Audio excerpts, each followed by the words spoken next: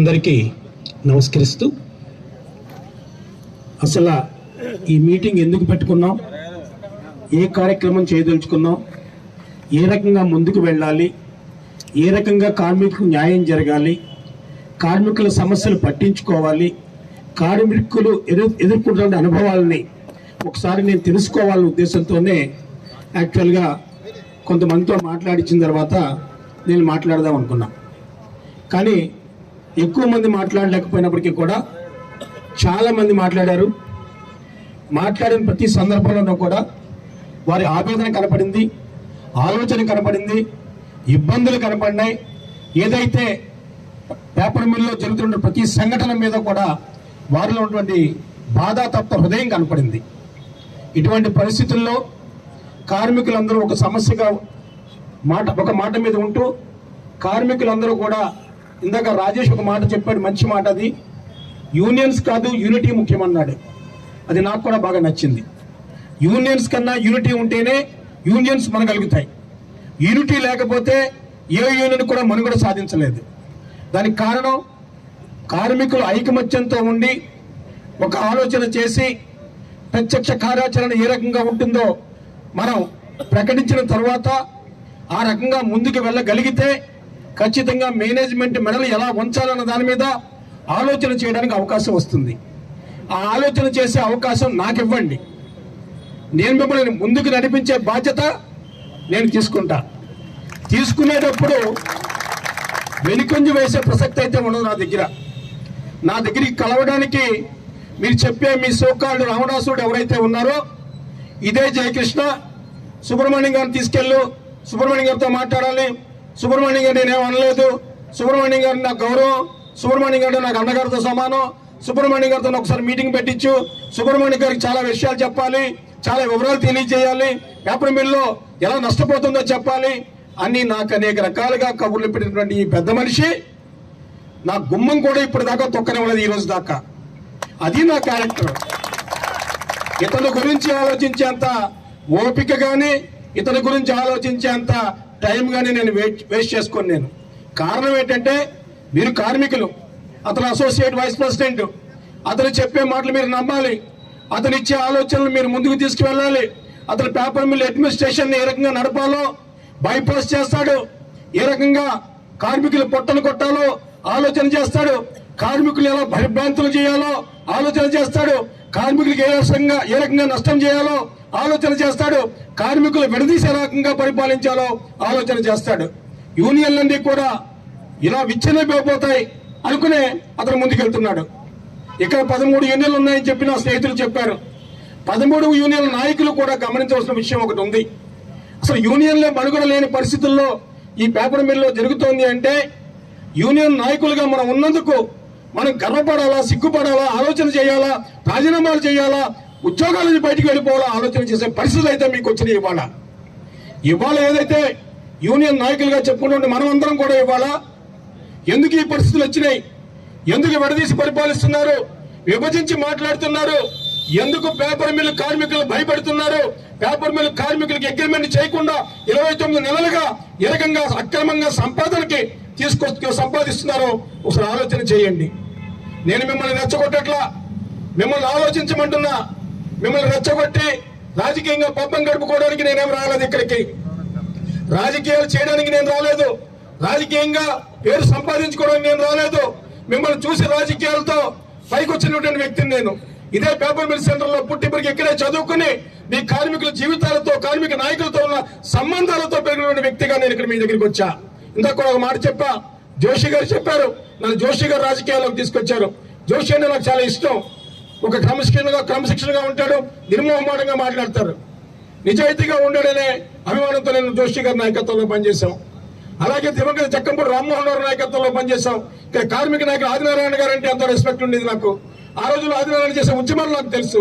అలాగే స్టాలిన్ చౌదరి గారు చేసిన ఉద్యమాలు నాకు తెలుసు. ఇదే స్టాలిన్ చౌదరి గారు ఈ బిల్డింగ్ కట్టుకుంటుంటే నా దగ్గరికి వచ్చి, సుబ్రహ్మణ్యం నాకు సహాయం చేయాలి, ఈ బిల్డింగ్ పర్మిషన్ ఇప్పించాలి, లేకపోతే ఇందులో నువ్వే ఓపెన్ చేయాలి హోటల్, లేకపోతే పైన నాకు పొగ్గొట్ట ఏర్పాటు చేశాను. ఆ గొట్ట ఏర్పాటు చేసినప్పుడు నాకు బాగా అనేక సందర్భాలు మున్సిపల్ కార్పొరేషన్ వాళ్ళు ఇబ్బందులు పెడుతున్నారు, నాకు సహాయం చేయమని స్టాలిన్ చౌదరి అడిగినప్పుడు నిజాయితీగా స్టాలిన్ చౌదరి మీద అభిమానంతో, గౌరవంతో ఆ కమ్యూనిస్ట్ పార్టీ సిద్ధాంతాల మీద ఉన్నటువంటి గౌరవంతో నేను ఆ రోజు స్టాలిన్ చౌదరి అంటే ఎంతో గౌరవంగా ముందుకొచ్చి ఆయనకి సహాయం చేశాం. అంతేకాకుండా బీబీ నాయుడు గారు నేను చదువుకునే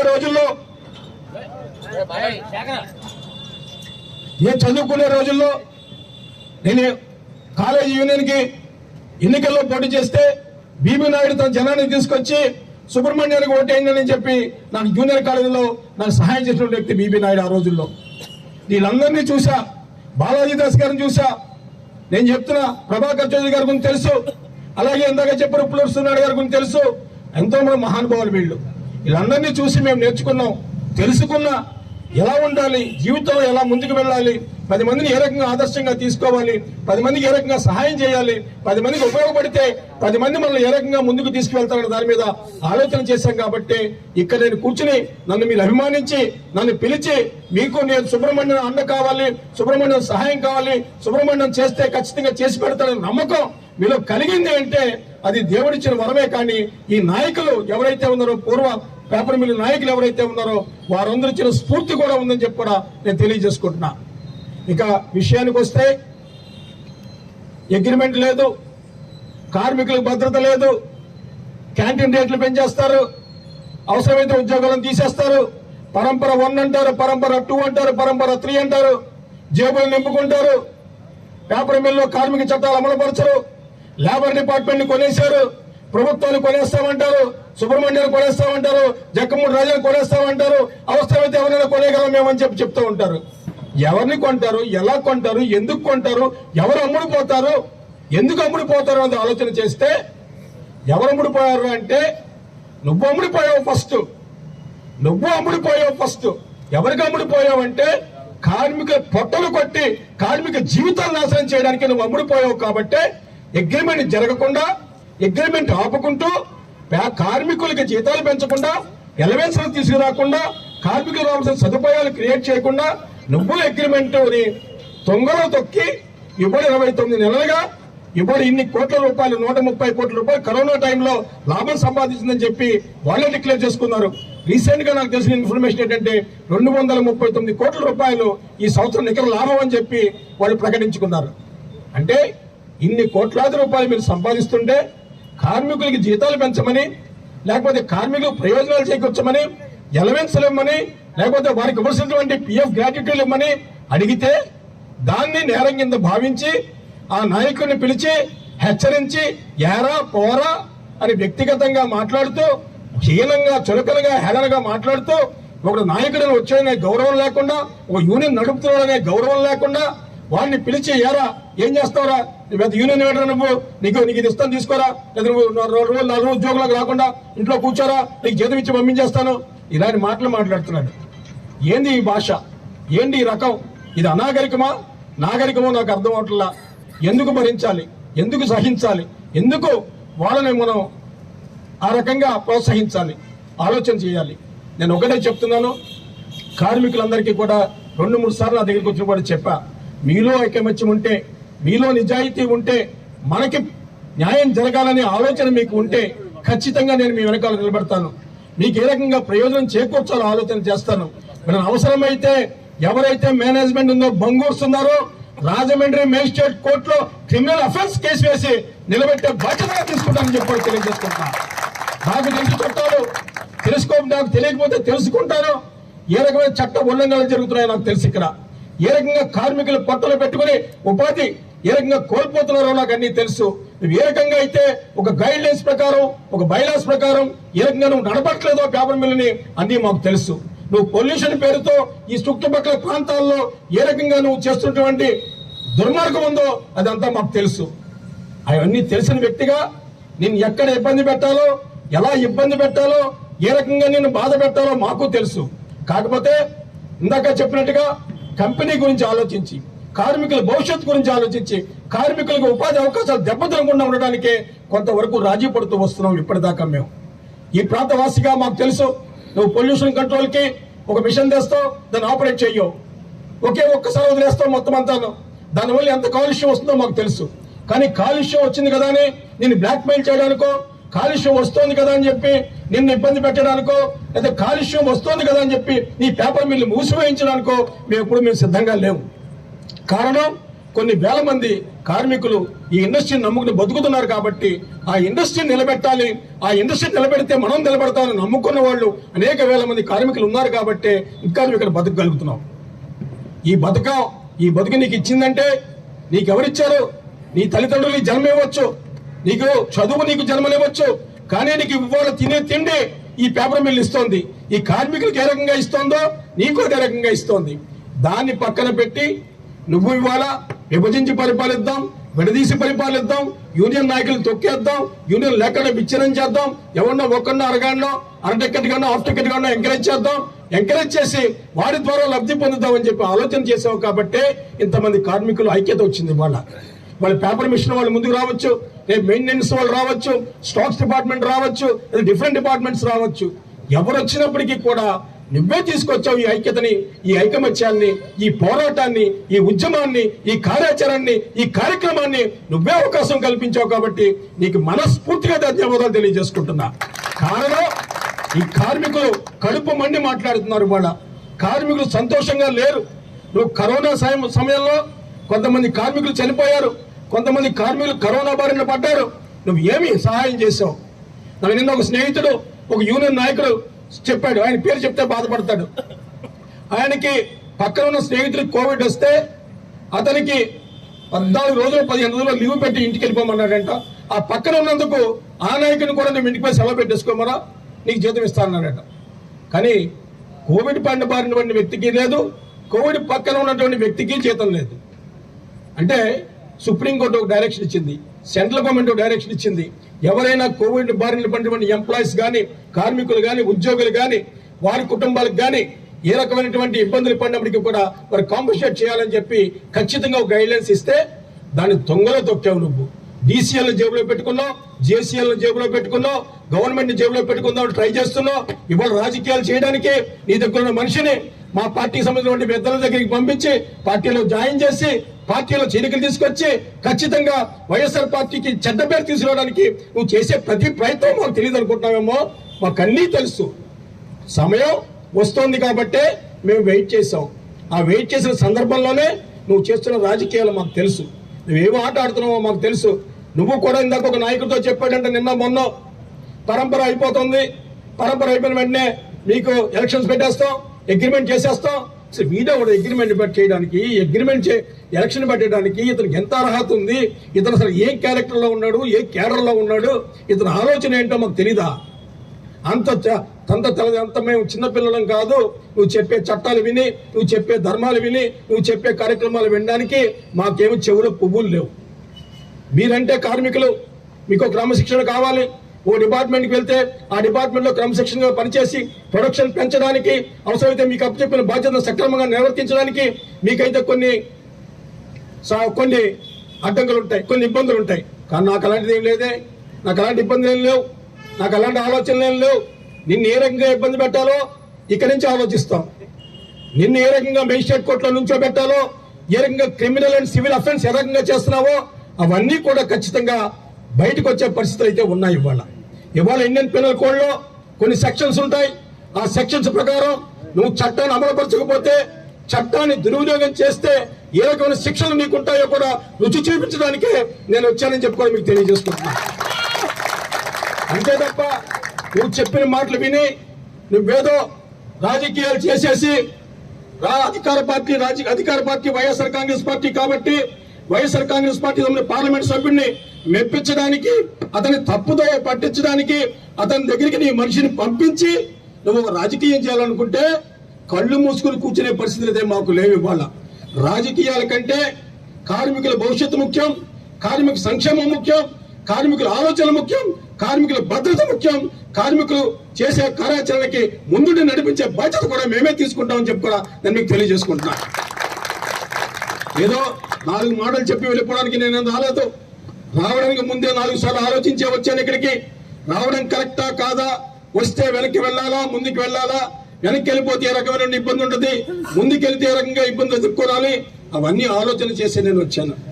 ఆలోచన చేసి వచ్చి మీకేదో 4 మాటలు చెప్పేసి, మంచి మాటలు చెప్పేసి వెళ్ళిపోవడానికి కాదు. ఏ రకమైన కార్యాచరణకు వెళ్దామో మీరు నిర్దేశించండి, ఏ రకమైన కార్యక్రమం తీసుకుందామో నిర్దేశించండి. నాకు కొన్ని ఆలోచనలు ఉన్నాయి. నా ఆలోచనలు మీతో షేర్ చేసుకుంటా. 13 డిపార్ట్మెంట్స్ ఉన్నాయి కాబట్టి 13 డిపార్ట్మెంట్స్ నుంచి ఇద్దరు చొప్పున మీరు నాతో దగ్గరికి రండి. ఒక 20-25 మంది నా దగ్గరికి వస్తే నా కార్యాచరణ మీకు చెప్తా. మీ కార్యాచరణ ఏంటో నాకు చెప్పండి. నేను ఇండస్ట్రీని మూసివేయడానికి నాకేం సిద్ధంగా లేను. కార్మికుల్ని ఉద్యమాల్లోకి తీసుకెళ్లి పేపర్ మిల్ స్ట్రైక్ చేపించి పేపర్ మిల్ ప్రొడక్షన్ ఆపేయడానికి కూడా సిద్ధంగా లేను. కాకపోతే ఎలాగ ఇబ్బందులు మిమ్మల్ని పెడుతున్నారో దానికి రెట్టింపు ఇబ్బందులు పెట్టడానికే నా దగ్గర ఆలోచన ఉంది.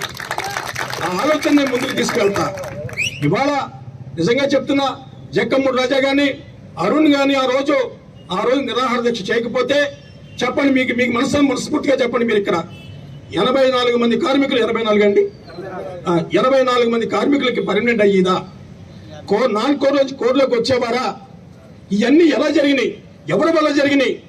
2 రోజులు నిద్రాహారాలు మాని నిరాహార దీక్ష చేస్తే పేపర్ మిల్ యాజమాన్యం కిందకి దిగి వచ్చి ఏ రకమైనటువంటి అగ్రిమెంట్ లో ఏ రకమైనటువంటి ఆ రోజు చేసినటువంటి అగ్రిమెంట్ ఏ రకమైన అగ్రిమెంట్ మీ అందరికీ తెలుసో నాకు తెలుసు మీకు తెలియదేమో. నేను చెప్తున్నా, ఆ రోజు ఆ ఉద్యమంలో జక్కమ్మూడి రాజా గారికి ఇచ్చిన హామీలు కానీ అరుణ్ గారికి ఇచ్చిన హామీలు కానీ ఏమున్నాయి అంటే, ఎవరైతే ఏ పోస్ట్ వేకెన్సీకి వచ్చినా ఆ పోస్ట్ వేకెన్సీ ఫిల్ చేయడానికి కాంట్రాక్ట్ కార్మికులు సీనియారిటీని ప్రాతిపదిక మీదే ఎంపిక చేసుకుందామని చెప్పి అగ్రిమెంట్ లో సిగ్నేచర్ చేసినటువంటి ఈ సూరారెడ్డి గారు కానీ ఇదే జయకృష్ణ గాని ఇదే మేనేజ్మెంట్ గాని మర్చిపోయారని అడుగుతున్నా.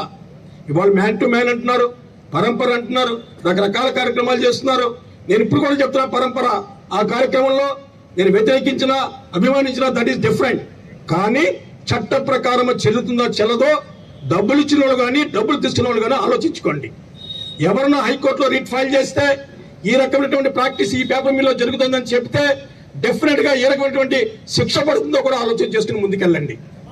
నేను చెప్తున్నాను, ఇవాళ పేపర్ మిల్ అంటే ఒక రూల్స్ అండ్ రెగ్యులేషన్స్ ఉంటాయి. ఒక డిపార్ట్మెంట్ లో ఒక ఇండస్ట్రీలో లేబర్ డిపార్ట్మెంట్ ఏ రకంగా పనిచేయాలి, డీసీఎల్ గాని జేసీఎల్ గాని ఏ రకంగా నీ జేబులో పెట్టుకుని పరిపాలన చేస్తావో మాకు అన్ని తెలుసు. అందరికీ తాకీదులు వస్తాయి, అందరికీ నోటీసులు వస్తాయి, అందరూ కోర్టుకు ముందు దొక్కాలా, అందరూ కోర్టుకు వచ్చి సమాధానం చెప్పాలా, అందరూ ఈ పేపర్ మిల్లు నువ్వు చేస్తున్న ప్రతి కార్యక్రమానికి జవాబుదారీగా ఉండాల్సిన పరిస్థితులు అయితే ఉన్నాయని చెప్పి కూడా నేను చెప్తున్నా. కాబట్టి మిమ్మల్ని నేను కోరుకునేది ఒకటే, ఇవాళ ఇంత యూనిట్గా మీరు వచ్చారు, మీరేం భయపడాల్సిన అవసరం లేదు. ఎందుకు భయపడాలా? దేనికి భయపడాలా? మీరు ఉద్యోగంలో భయపడాలా? నేను ఈ పని చేయలేకపోతున్నానని భయపడాలా? Production తగ్గించేశారా, production తగ్గిస్తున్నందుకు భయపడాలా? దేనికి భయపడాలా? ఒక వ్యక్తి గురించి ఎందుకు భయపడాలి? ఒక వ్యక్తి ఇన్ని బాధలు పెడుతుంటే, ఇన్ని చట్టాలను ఉల్లంఘన చేస్తుంటే, ఇంత కార్మికుల పొట్టలు కొడుతుంటే ఎందుకు భయపడాలి? భయపడవలసిన అవసరం లేదు. మీ భయం వెనుక మేము ఉన్నాం, ధైర్యాన్ని ఇవ్వడానికి మేము ముందు సిద్ధంగా ఉన్నాం. ఆ ధైర్యాన్ని మీరు తీసుకోండి, ముందుకెళ్ళండి. నేను చెప్తున్నా, ఇవాళ ఇక్కడికి దాదాపు 300 మంది వచ్చారని చెప్పి నా స్నేహితులు చెప్పారు. నేను చెప్తున్నా 400 మంది దాకా వచ్చారని స్నేహితులు చెప్తున్నారు. నేను ఒకటే చెప్తున్నా, 400 మంది వచ్చినా 500 మంది వచ్చినా అందులో ఎవరున్నప్పటికీ కూడా మీకు అందరికీ ఒకటే ఒక్క విషయం గుర్తుపెట్టుకోండి. ఈ రోజు నుంచి ప్రత్యక్ష కార్యాచరణ కార్యక్రమం స్టార్ట్ అవుతుంది. అది లీగల్ గా ఒక టీంని అపాయింట్ చేశాను నేను. ఇక్కడ జరుగుతున్నటువంటి ప్రతి అవకతవకల మీద కూడా ఆ టీం అబ్జర్వేషన్ పెట్టి వాళ్ళు ఇచ్చిన సలహాలు తీసుకుని వాళ్ళ సలహాలతో ముందుకెళ్ళడానికి ఇక్కడ యూనియన్లకు అతీతంగా నేను ఎందుకు వచ్చానంటే, నేను వాళ్ళ ఐఎన్టీసీకి జోషి గారి తర్వాత నన్ను గౌరవాధ్యక్షం చేసి వెళ్ళిపోయాడు ఆయన. నేను ఎప్పుడూ ఐఎన్టీసీ ఆఫీస్కి రాను, అది ఐఎన్టీసీ ఆఫీస్లో ఏం జరుగుతుందో నాకు తెలియదు కూడా. కానీ వాళ్ళు ఎందుకో నన్ను పెట్టుకున్నారు గౌరవంగా, నేను అందుకే ఉన్నా, నాకు తెలియదు. కానీ రాజేష్ నాతో ఉంటాడు, నాతో రాజకీయాల్లో ప్రయాణం చేస్తాడు. అలాగని చెప్పి రాజేష్ చేస్తే తప్పు చేస్తే నేను అంగీకరించను.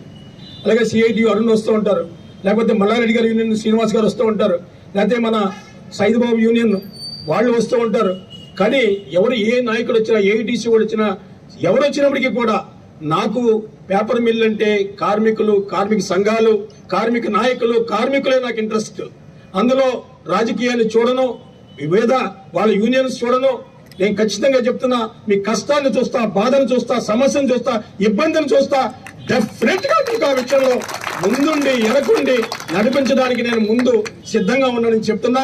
నా వెనకాల రాజానగరం శాసనసభ్యుడు, యువకుడు, నా పుత్ర సమానుడు జక్కమ్మూడి రాజా కూడా ఒకటే మాట చెప్తూ ఉంటాడు. తన తండ్రి ఏదైతే కార్మిక పోరాటాల్లో ఉద్యమాల్లో పైకొచ్చి ఒక కార్మిక నాయకుడిగా ఎదిగి శాసనసభ్యుడిగా రాష్ట్ర మంత్రిగా ఎన్నికయ్యాడో కార్మికుల కాంట్రిబ్యూషన్ తోనే నా తండ్రి ఇవాళ మంత్రి అయ్యాడని గర్వంగా చెప్పుకునే వ్యక్తి రాజా. అటువంటి కార్మిక సమస్యల మీద రాజా కూడా చాలా రెస్పాన్సిబుల్ గా ఉన్నాడు. ఇవాళ రాజాని పిలవకపోవడం గల కారణం కూడా నేను ఏ యూనియన్ నాయకుడిని కూడా నేను ఇన్వైట్ చేయాల. పర్సనల్ గా నేను ఫోన్ చేసి జోషి గారిని కానీ లేకపోతే అరుణ్ గారిని కానీ ఇంకా పెద్దలు కానీ ఎవరిని నేను ఇన్వైట్ చేయాల.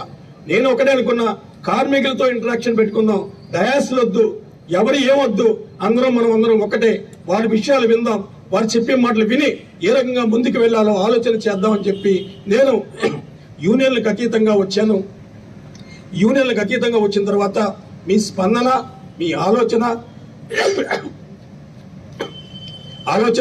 అన్ని చూసిన తర్వాత ఖచ్చితంగా మీరు ఇదే ఐకమత్యంతో ఉంటే డెఫినెట్ గా అతి త్వరలో మీకు మంచి జరిగే కార్యక్రమానికి బాధ్యత తీసుకుంటా. మీరు కానీ మేనేజ్మెంట్ ఒత్తిడికి తల ఒగ్గి మేనేజ్మెంట్ రాజకీయాలకి మీరు బలి అయితే ఖచ్చితంగా ఇబ్బందులు మీరే ఎదుర్కొంటారు. నాకైతే ఇబ్బంది ఏం లేదు. కారణం ఇంకా ఎన్నాళ్ళు ఈ బానిస జీవితాన్ని అనుభవిస్తారో మీరే ఆలోచన చేసుకోండి. ఇవాళ ఒక్కొక్కరు చెప్తున్నారు, ఒక్కొక్క డిపార్ట్మెంట్లో చెప్తున్న సమస్యలు చెప్తున్నారు, ఆ డిపార్ట్మెంట్లో ఏ రకంగా ఇబ్బందులు పెడుతున్నారో చెప్తున్నారు. ఇక ముందు ఇబ్బందులు ఎందుకు పడాలి, ఏ రకంగా పడాలి, దాన్ని ఎలా అధిగమించాలి అన్న దాని మీద ఆలోచన చేద్దాం. ఆలోచన చేసి ఖచ్చితంగా ముందుకు వెళదాం. రాజకీయాలకు అతీతంగా వద్దాం. ఇక రాజకీయ పార్టీలు, మేనిఫెస్టోలు, సిద్ధాంతాలు ఏమీ లేవు. ఒకటే ఒక ఎజెండా, కార్మికుల శ్రేయస్సే ఎజెండాగా ముందుకు వెళదాం. కార్మికులు అన్ని డిపార్ట్మెంట్లోని కార్మికుల చేసిన అన్యాయాన్ని మనం ఎలుగెత్తి చాటడానికి ముందుకు వెళదాం. కార్మికులకి జరుగుతున్నటువంటి కష్టాన్ని, నష్టాన్ని ఏ రకంగా మరి తీర్చడానికి ఏ రకమైన ఆలోచనతో ముందుకు వెళ్లాలో ఆలోచన చేద్దాం. దానికి మీరందరూ కూడా కోరుకునేది ఒకటే, మీరు డిపార్ట్మెంట్కి 2 చొప్పున నా దగ్గరికి వస్తే రేపు కానీ ఎల్లుండి కానీ మీకు కన్వీనియంట్ టైం తీసుకోండి. తీసుకుని నాకు చెప్తే నాకు సంబంధించిన అడ్వకేట్స్ ని అవసరమైతే హైకోర్టు నుంచి కూడా పిలిపిస్తాను. పిలిపించి మాట్లాడి దీన్ని ఏ రకంగా సాల్వేషన్ చేయాలో ఆలోచన చేస్తా. ఆలోచన చేయడమే కాదు, ఎవరిని ఏ రకంగా మిమ్మల్ని ఇబ్బందులు పెట్టారో వాళ్ళు ఏ రకంగా ఇబ్బందులు పడాలో కూడా ఆలోచన చేసి ముందుకు వెళ్దాం. దానికి మీరు సిద్ధంగా ఉంటే రండి. నెక్స్ట్ మీటింగ్ అలాగే 500 మంది కార్మికులు, పేపర్ మిల్లు కార్మికులతో 500 మంది కార్మికులతో ఖచ్చితంగా మనం ఒక నెక్స్ట్ మీటింగ్ పెట్టుకుందాం. ఆ రోజు నుంచే ఒక కార్యక్రమాన్ని, కార్యాచరణని సిద్ధం చేసుకుందాం. దానికి నేను సిద్ధంగా ఉన్నా. నాకు శాసనసభ్యుడు రాజా కూడా సిద్ధంగా ఉన్నారు. ఇంకా మాతో నా గురించి కానీ, రాజా గురించి కానీ, లేకపోతే అరుణ్ గురించి, ఎవరి గురించి అయినా సరే మీకు చాలా విషయాలు చెప్తారు. సుబ్రహ్మణ్యం గారికి 2 పోస్టులు ఇచ్చాం, రాజా గారికి 2 పోస్టులు ఇచ్చాం, ఆదిరెడ్డి అప్పారావు గారికి 2 పోస్టులు ఇచ్చాం, గన్ని కృష్ణ గారికి 2 పోస్టులు ఇచ్చాం, లేకపోతే బుచ్చే చౌదరి గారికి 1 పోస్టులు ఇచ్చాం అని చెప్తున్నారు. దాన్ని కూడా క్లారిఫై చేయాలి మీకు. నేను ఏపీ ఐఐసి చైర్మన్ గా, అంటే AP industrial infrastructure corporation chairman గా 3 సంవత్సరాలు పనిచేసినప్పుడు ఐపీ పేపర్ మిల్ వాళ్ళని కలుసుకున్నప్పుడు, ఐపీ పేపర్ మిల్ వాళ్ళు హైదరాబాద్ వచ్చి నన్ను కలిసి తర్వాత ముఖ్యమంత్రి గారిని కలుసుకున్నప్పుడు వాళ్ళు నా దగ్గరికి ఒక ప్రపోజల్ తీసుకొచ్చారు.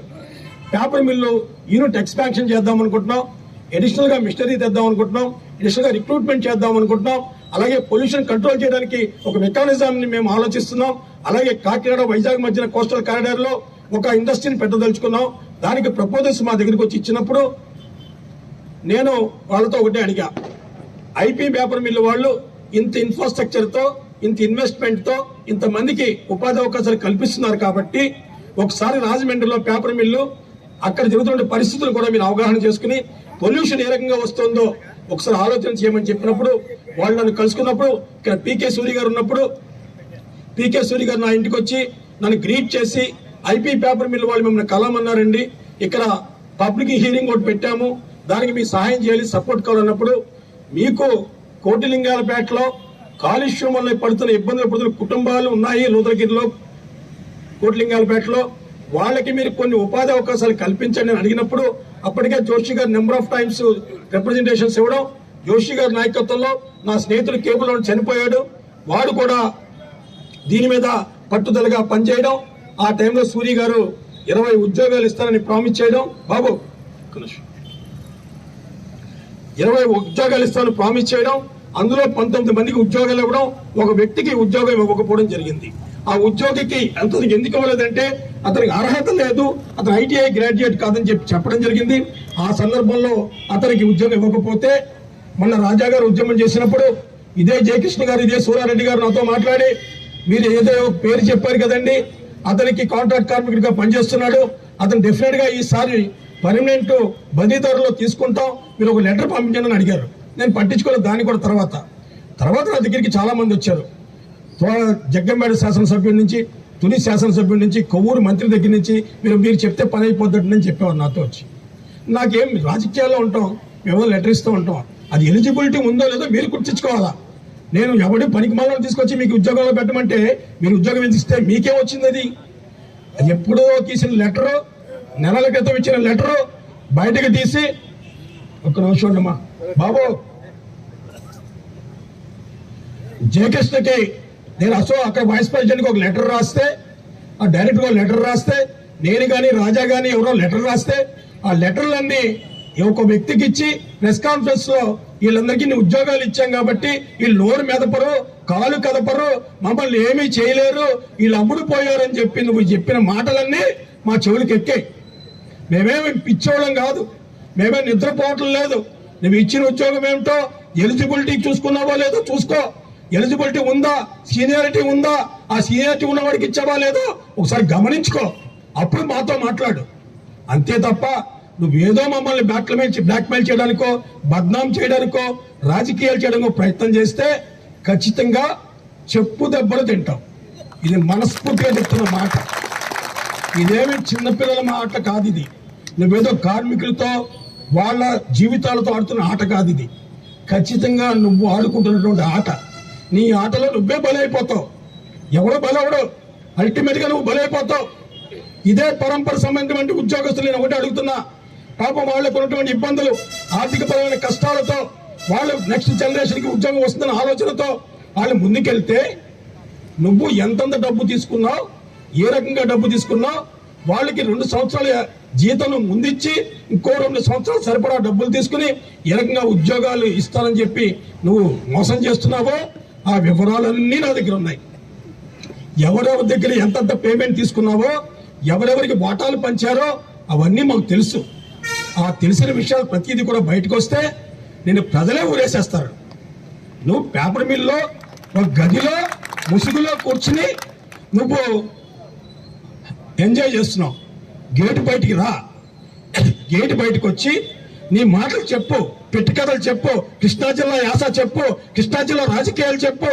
అంతే తప్ప గేట్ లోపల కూర్చుని నువ్వు ఇష్టం వచ్చాడు మాట్లాడితే యారా పోరా, కార్మిక నాయకులంటే రెస్పెక్ట్ లేదు, కార్మికులంటే రెస్పెక్ట్ లేదు, వాడు స్కిల్ వర్కర్ అయినా రెస్పెక్ట్ లేదు, ఏమన్నా రెస్పెక్ట్ లేదు. నీకు నీ ఇష్టం వచ్చిన ఆటలు నీకు సాగిస్తున్నావు. ఇంకా అవన్నీ ముగిసిపోయే కాలం వచ్చింది, ఇబ్బందులు స్టార్ట్ అవుతాయి. నేను ఒకటే చెప్తున్నా, ఇటువంటి వ్యక్తుల్ని నువ్వు మేనేజ్మెంట్కి చెప్తున్నా, అంటే మార్నింగ్ నుంచి ఫాస్టింగ్ లో ఉన్నాను, అందుకనే కొంచెం ఇబ్బంది వస్తుంది. నువ్వు కార్మికులంటే చులకన భావం ఉంది కాబట్టి నువ్వు చెప్తున్నవన్నీ వింటున్నారు. మేము వినవలసిన అవసరం ఏం లేదు. మాకు తెలిసి ఏం చేయాలో, ఎలా చేయాలో మేము అన్ని ఆలోచన చేస్తున్నాం. నువ్వు గేటు లోపల కూర్చుని ముసుగులో కూర్చున్నటువంటి, మడుగులో దాక్కున్నటువంటి దుర్యోధనులాగా ప్రగల్భాలు పలికి తొడలు కొడితే ఇక్కడ భయపడైపోయాడు ఎవడు లేడు. నిన్ను ఏదైతే నువ్వు దాక్కున్నటువంటి మడుగు ఉందో బయటికి తీసుకొస్తాం, బయటికి రప్పిస్తాం. నిన్ను ఎక్కడ ఎక్కించాలో, ఎక్కడ కొట్టాలో, ఎక్కడ దెబ్బతీయాలో, ఏ రకంగా నేను ఇబ్బందులు పెట్టాలో అవన్నీ మా దగ్గర అస్త్రాలు ఉన్నాయి. ఆ అస్త్రాలకు సిద్ధంగా ఉంటే నువ్వు కార్మికుల్ని ఇబ్బంది పెట్టు. ఈ రోజు నుంచి మారితే నీకు క్షమాభిక్ష ఉంటుంది. మారను, ముందుకెళ్తాను, ఇబ్బందులు పెడతాను అంటే ధైర్యంగా ఎదుర్కొంటాం. నిన్ను మామూలుగా ఉండదు నీకు నరకం. రాజమండ్రి ప్రజలు నరకం ఎలా చూపించాలో చూపిస్తాను నీకు. ఇది కార్యక్రమం అంటే. కాబట్టి ఇంకా నీవు ఆటలు ఆపు, రాజకీయాలు ఆపు. నీవు వేసే ప్రతి స్టెప్ కూడా మాకు తెలుస్తుంది. నువ్వు ఆడే ఆట ప్రతిదీ మాకు తెలుస్తూ ఉంటుంది. నువ్వు చెప్పే ప్రతి పని, చేసే ప్రతి కార్యక్రమం కూడా మాకు తెలుస్తోంది. అన్నిటికీ మేమేమి భయపడిపోయే మనుషులమే అయితే కాదు. మా పార్టీలో చీలికలు తీసుకొచ్చి, మా నాయకుల్లో చీలికలు తీసుకొచ్చి మమ్మల్ని ఏదో అణిచివేయాలని ఆలోచన చేస్తే నువ్వే ఇబ్బందులు పడతావు. మేమందరం కలిసే ఉంటాం. మేమేం విడిపోం, మా నాయకత్వాన్ని మేమేం గౌరవించుకుంటాం. కానీ నువ్వే ఆఖరికి చులకనైపోతావు, హేళనైపోతావు, కోర్టుల చుట్టూ తిరుగుతావు, కేసుల చుట్టూ భరిస్తూ ఉంటావు. అన్నిటికీ సిద్ధపడితే నువ్వు రా. లేదు నేను మారాను, లోదలగిరి కాంపౌండ్ లో కార్మికులు పెట్టుకున్న మీటింగ్ లో, యూనియన్లకు అతీతంగా పెట్టిన మీటింగ్ లో, అన్ని డిపార్ట్మెంట్స్ పెట్టుకున్న మీటింగ్ లో ఇవాళ ఈ రంగం మాటలు వచ్చినాయి కాబట్టి రేపటి నుంచి కార్మికులు శ్రేయస్సు కోరుతాను, కార్మికులతో నేను స్నేహంగా ఉంటాను, కార్మిక నాయకులు గౌరవిస్తాను, యూనియన్ రెస్పెక్ట్ చేస్తాను, కార్మిక సమస్యలు పరిష్కరిస్తాను, అవసరమైతే కార్మికులకి ఇవ్వాల్సిన ఎలవెన్స్లన్నీ కూడా ఇప్పించడానికి నా సాయశక్తులు నేను కృషి చేస్తానని ఒక మాట చెప్పు. నీ దగ్గరికి మేము వస్తాం. నీ దగ్గరికి వచ్చి నీతో మాట్లాడి, నీవు ఎవరైతే నీ సుపీరియర్ బాస్ ఉన్నాడో ఆ బాస్తో కూడా మాట్లాడి ఏ రకంగా నిన్ను ఒప్పించాలో, ఏ రకంగా మిమ్మల్ని దారికి తీసుకురావాలో అవన్నీ తీసుకొస్తాం. ఆ పరిస్థితులు నువ్వు మారితే సంతోషం, మారకపోయినా సంతోషం, ఏ రకంగా నువ్వు ముందుకెళ్ళినా సంతోషం. ఇక నుంచి నీకు నీ ఆటలు సాగవు, నీ మాటలు చల్లవు. నువ్వు ఏ ఆట అయినా సరే తిప్పి కొట్టడానికి మేము సిద్ధంగా ఉన్నామని చెప్పి తెలియజేసుకుంటూ మీ అందరికీ ధన్యవాదాలు చెప్తూ ఇదే ఐకమత్యం, ఇదే కార్యాచరణ ముందుకు వెళ్ళండి. రేపో ఎల్లుండో మీరు నాయకుల్ని మాట్లాడుకుంటారో, యూనియన్ మాట్లాడుకుంటారో నాకు అనవసరం. అన్ని డిపార్ట్మెంట్ల నుంచి ఒక ఇద్దరు చెప్పున ఒకరు చెప్పున వచ్చి నాతో మాట్లాడి ఏ ఏ సమస్యలు ఉన్నాయో కొన్ని దృష్టికి తీసుకొచ్చారు, ఇంకా ఏమేమి సమస్యలు ఉన్నాయో నా దృష్టికి తీసుకొస్తే నేను కానీ రాజా గారు కానీ ఏ రకంగా మీ సమస్యలు పరిష్కరించాలో ఆలోచన చేస్తాం, ముందుకు తీసుకువెళ్ళడానికి సిద్ధంగా ఉంటామని చెప్పి తెలియజేస్తూ ఇవాళ నేను మాట్లాడిన మాటలు నేను బెదిరించడానికో, భయపెట్టడానికో, నిన్నేదో ఆటలాడుకోవడానికో కాదు. నిజాయితీగా చెప్తున్న మాటలు ఇవి, నిజాయితీగా మాట్లాడుతున్న మాటలు ఇవి, నిర్భయంగా మాట్లాడుతున్న మాటలు ఇవి. నువ్వు పెడుతున్నటువంటి బాధలు కష్టాలు చూసి కడుపు మండి మాట్లాడుతున్న మాటలు ఇవని చెప్పి కూడా తెలియజేసుకుంటూ ఇక్కడి నుంచి నీ పద్ధతులు మార్చుకోకపోతే మార్చే రకంగా మేము కూడా ముందుంటామని చెప్పి తెలియజేసుకుంటూ మీ అందరికీ కూడా ఇదే యూనియన్ కన్నా యూనిటీ ముఖ్యం కాబట్టి యూనిటీగా ఉండి సమస్యల పరిష్కారానికి ముందుకు రండి. మీరు ఇవాళ సుబ్రహ్మణ్యం వచ్చాడు కాబట్టి, మాట్లాడారు కాబట్టి, వినేశం కాబట్టి అయిపోయిందనుకోకండి. మీ కార్యక్రమం విజయవంతం అయ్యేదాకా, మీ ఈ జీతాలు పెరిగేదాకా, ఎలవెన్స్లు వచ్చేదాకా, మీకు రావాల్సిన ప్రయోజనాలన్నీ చేకూరేదాకా ఇదే మాట మీద నిలబడండి. ఏ రకంగా ముందుకు వెళ్ళాలో ప్లాన్ చేద్దాం. ఆ ప్లానింగ్ చేసేటప్పుడు కూడా ఇండస్ట్రీకి నష్టం లేకుండా ఇండస్ట్రీకి ఏ రకంగా ఉపకారం చేయాలి అన్నదాన్ని ఆలోచన చేద్దాం. ఇండస్ట్రీ కార్మికుల్ని కానీ నిజంగా పట్టించుకోకపోతే ఏ రకమైనటువంటి స్తంభింప చేయడానికైనా సరే మీరు సిద్ధంగా ఉండండి, మేము సిద్ధంగా ఉంటాం. మళ్ళీ చెప్తున్నా, మీరేదో ఇండస్ట్రీ నడుపుతున్నాం కదా, మాకు ముఖ్యమంత్రి గారు తెలుసు, ఇండస్ట్రీస్ మంత్రి గారు తెలుసు, లేదంటే పల్లా నాయకుడు తెలుసు కాబట్టి మేము మా మాటలు చెల్లుతాయని మీరు అనుకుంటే మటుకు ఇంకా అలాంటివి ముందుకు వెళ్ళాం. కాబట్టి ఈ రోజు నుంచి మీరు ఆలోచన చేయండి. ఒక సమగ్రమైనటువంటి ప్రణాళికతో ఆలోచన చేసి నా దగ్గరికి వస్తే నేను రాజా గారితో మాట్లాడి దీన్ని ప్రభుత్వం దృష్టికి తీసుకెళ్లాలా, జ్యుడిషియల్ డిపార్ట్మెంట్కి తీసుకెళ్లాలా, కోర్టుకి తీసుకెళ్లాలా, క్రిమినల్ అఫెన్సా, సివిల్ అఫెన్సా, అసలు చట్టాల ఉల్లంఘన ఏ రకంగా జరుగుతోంది, హ్యూమన్ రైట్స్ ఏ రకంగా ఇక్కడ ఉల్లంఘనలు జరుగుతున్నాయి, అన్నిటి మీద ఆలోచన చేస్తాం.